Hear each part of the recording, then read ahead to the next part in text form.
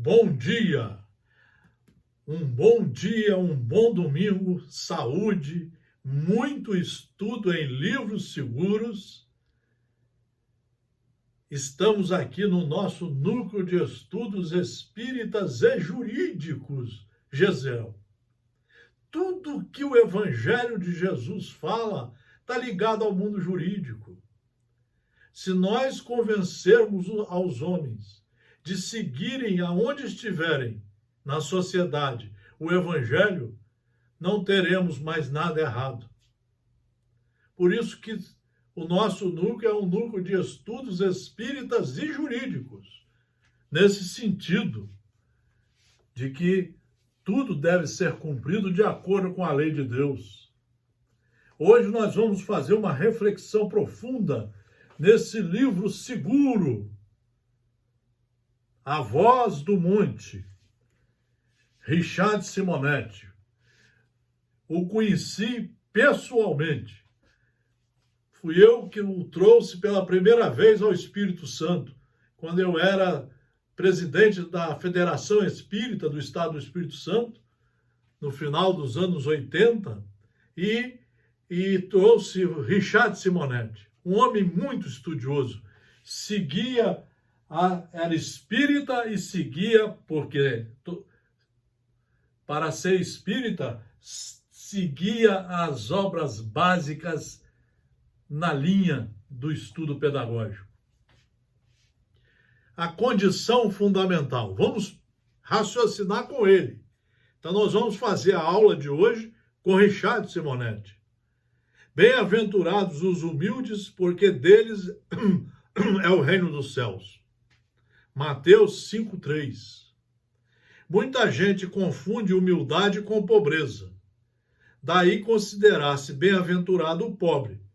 Dele, segundo Jesus, seria o reino dos céus. Essa ideia levou muitos cristãos no passado à renúncia dos bens materiais, chegando ao extremo de cultivarem a indigência. Um mínimo de bom senso, todavia, é suficiente para perceber que o fato de o indivíduo não deter bens materiais, em absoluto significa que as portas do céu lhe estejam abertas. Da mesma forma, porque não se pode afirmar que permaneçam cerradas aos detentores de riquezas. Há pobres maus e ricos bons, e vice-versa. O dinheiro é neutro. O importante é saber a sua origem, da onde ele vem, se é de uma atividade lícita, honesta, direita, respeitadora de todos os princípios éticos e legais. Tanto pode ser utilizado para o bem como para o mal. Com ele compramos o leite que alimenta a criança e o tóxico, a droga que compromete os jovens.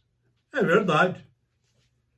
Exprimindo uma posição interior e não uma circunstância exterior, a humildade não pode ser avaliada sob o ponto de vista econômico.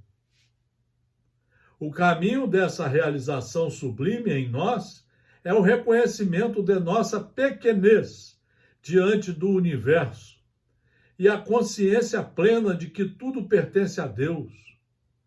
O Senhor Supremo que somos chamados a servir, acatando-lhe a vontade nas circunstâncias da vida e respeitando a obra da criação, seja na pessoa do semelhante, do animal, na árvore, na flor, no fruto, no inseto, na passagem que nos cerca. Somente assim estaremos em condições de ingressar no reino, onde o encontraremos na terra transformada em paraíso, quando o mal houver sido definitivamente derrotado? Ou se localizará em distante constelação? Será em plano de matéria densa ou em etéreas regiões espirituais? Nada disso. Nada disso. O reino de Jesus está dentro de nós, está dentro de vós. Portanto, o reino dos céus está aqui. Depende da nossa força de vontade de estudar e nos reformar. Compete-nos, pois, localizá-lo em nosso universo interior. Essa gloriosa edificação que poderíamos definir como o estado de harmonia perfeita, de inefável tranquilidade, de sintonia plena com as fontes da vida. É verdade. A consciência tranquila, a consciência de só estudar livros seguros, a consciência de não seguir palestrantes, vídeos sensacionalistas, a consciência de estudar os livros seguros e de nos reformarmos para o bem. Por que a humildade é indispensável? A resposta é simples. Para ingressar nesse estado de graça, é preciso ser livre. E por estranho se afigure, somente o homem humilde desfruta desta liberdade plena. Todos temos aspirações em torno de determinadas realizações. E empregamos esforços no sentido de concretizar nossos desejos. Estabilidade financeira, sucesso na profissão, progresso material, conforto, casa, automóvel, família, filhos. São temas que constituem nossas motivações mais frequentes. Não raro, entretanto, empolgamo-nos em demasia. E tudo isso que deveria ser parte da nossa vida se transforma em finalidade dela. Então nos escravizamos. É aí que nós começamos a dar valor às coisas da matéria, a ficarmos presos a ela. Você vê tanta futilidade e que nós nos sentimos obrigados a cumprir, mas são coisas da matéria. Há, por exemplo, o homem que se empenha no louvável propósito de melhorar sua situação financeira. Monta um estabelecimento comercial, prospera. Sempre procurando melhorar, monta outro negócio, prospera. Depois outro e mais outro, prosperando sempre. Acaba movimentando fortunas imensas, mas já não é dono de si. Não dispõe de tempo para mais nada. Problemas se avolumam e quanto mais cresce sua fortuna, maiores suas preocupações, mais lacerantes suas tensões, menor sua liberdade. Então, são as coisas da matéria. Jesus fazia esse alerta, né? Para nós não darmos tanto valor, ou não darmos valor às coisas da matéria, que os ladrões roubam, que enferrujam, que estragam. E ele falava, os valores do Espírito não estragam, e os ladrões não roubam. Por isso que no seu Evangelho ele mostra para nós os valores do Espírito. Se nós estudarmos 1 hora por dia o Evangelho segundo o Espiritismo, os 28 capítulos, os 3.000 itens que ali estão para serem estudados, apreendidos, compreendidos, entendidos e praticados, nós vamos ver esses ensinamentos ali. Nós vamos ver os valores do Espírito. E hoje nós sabemos que quando nós passamos pelo fenômeno da morte, que o nosso corpo para, mas o Espírito continua mais vivíssimo, ele leva as suas bagagens. Ele leva as mochilas com as suas obras. As obras boas e as ruins. Porque ele vai ter que acertar-se. Então, pior talvez o jugo daqueles que não conseguem realizar as aspirações a que se prendem. O casamento que não se concretiza, o filho que não nasce, o mal que não é debelado, o sucesso que não chega, estes resvalam facilmente para a frustração e o desânimo, que geram infernos de perturbações em suas vidas. O homem humilde também alimenta aspirações. Afinal, elas representam a mola propulsora do progresso humano.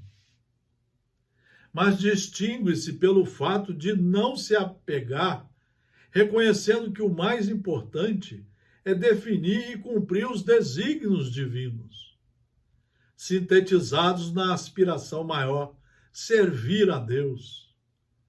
Por isso, desfruta de liberdade plena para construir o reino em seu coração. Queridos amigos, que lição profunda! Eu queria trazer essa lição para mostrar a vocês a importância do capítulo que nós estamos estudando no Evangelho segundo o Espiritismo. O capítulo 7º, que nós estamos iniciando nas quartas-feiras, no nosso estudo das quartas-feiras. Nós precisamos prestar atenção nisso. Olha o que diz o capítulo 7º. O que é preciso entender por pobres de espírito. Todo aquele que se eleva será rebaixado. São os temas do capítulo. Então, a incredulidade se divertiu com esta máxima. Bem-aventurados os pobres de espírito, como com outras coisas sem a compreender. Por pobres de espírito, Jesus não entende os homens desprovidos de inteligência, mas os humildes. Ele disse que o reino dos céus é deles e não dos orgulhosos. Então, por isso que nós estamos estudando aqui, toda quarta-feira, o Evangelho segundo o Espiritismo. Mas nós estamos estudando com aulas. Não são palestras. Aqui não tem palestrante. Aqui não tem temas que não seja dos livros seguros. O Evangelho mostra para nós as obras que nós devemos preparar para levar conosco.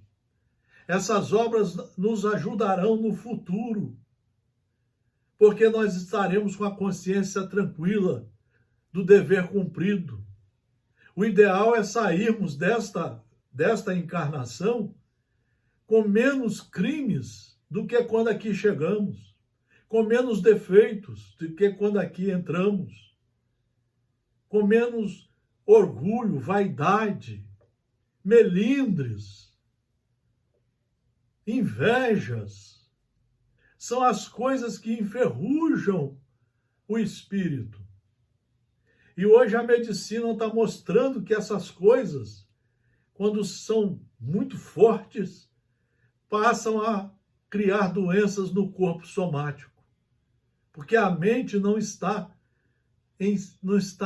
saudável.